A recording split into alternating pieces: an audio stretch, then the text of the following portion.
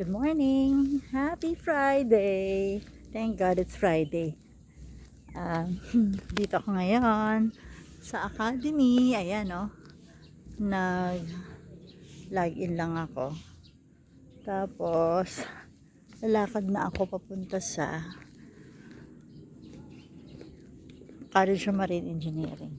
Dito na tayo dumaan sa left side ko, sa right side ko kasi mainit pa rin, no? Ano pa lang, 6:50, sobrang init na, no? Hi, ito yung aking nilalakaran. Ayan,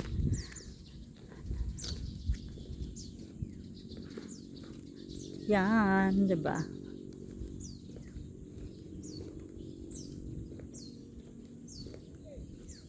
Pag ganito kaganda yung paligid,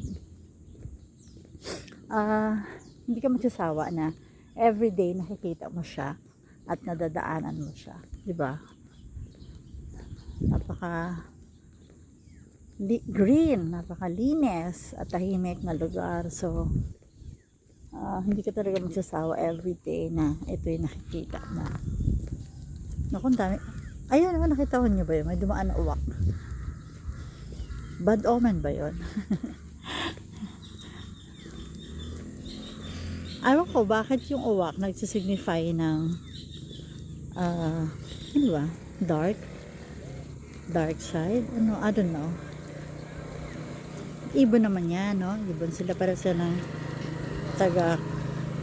Pero ewan ko, pagka uwak parang may sinisignify siya na something dark. Okay lang kung dark chocolate, no? Tayo, may kukwento ako sa inyo. Doon kanina sa sa Victory Liner, nakaupo ako doon sa harapan, sa likod ng driver. Doon ako sa dulo. Tapos may nakaupo din doon sa dulo na lalaki, matanda na rin, baka mga kaidaran ko rin yun, baka mga senior na rin. Although pabagat yung style niya. So in the middle sa amin, kasi tatluhan yung upuan, bakante. Tapos habang nagbibiyahe kami, siya, yung gumigilid siya sa akin. Di bakante na nga yung gitna, di ba? So ako, ano bang kailangan nitong lalaki na to? Parang gusto na niyang sumandal sa akin, ganon. Tapos ganon. Parang gusto ko na nga siyang sabihan. Pero maya tinawag niya yung konduktor. Kaya pala siya ganon ng ganon kasi gusto niyang hingin dun sa konduktor yung sukli niya. May sukli siya, nakita ko. Inabot ng konduktor yung 50 pesos. So may sukli siya. Sabi ko, kaya pala siya aligaga at parang gusto na niyang humiga sa akin.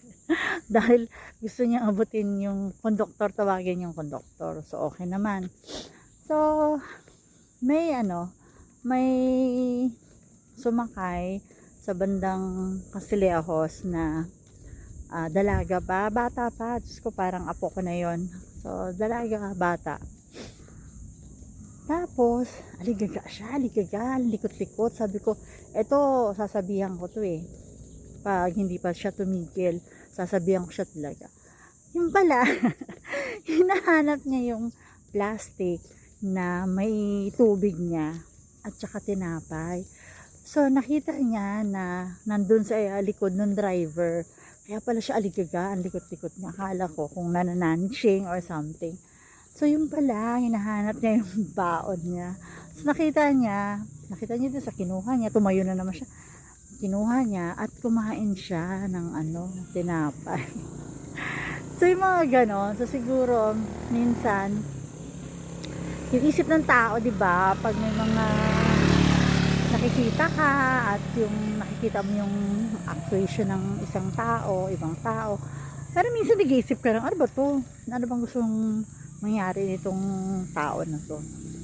So may dahilan, may mga ganon. So hindi naman pala siya nanananching or something. may mga hinahanap, no? Hinahanap na hindi naman siya nagsasalita na ganun pala. So, yun lang, story time, 'di ba? So, malapit na ako dito sa College of Marine Engineering. At ang init, nakita niyo ba yung araw na yan? 'Di ba ang init? Ayan. 'Di ba? Sobrang init. Ang dami kong dala, nakikita niyo sa anino ko. Yung aking bag at saka yung aking may lalagyan ako ng laptop. Pero hindi laptop ang lagay nito. Ang laman nito, kundi mga yung thesis ng mga first class cadets na nagpanel ako kagabi. Ayan, ganda no? Napaka green and blue ng skies.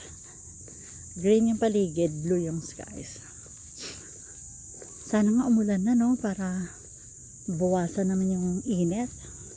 Kasi talagang minsan, ay, ang init sobra. Yan, dahil malapit na sa CME. So, I think that's all for now. Ingat kayo at happy weekend. Bye!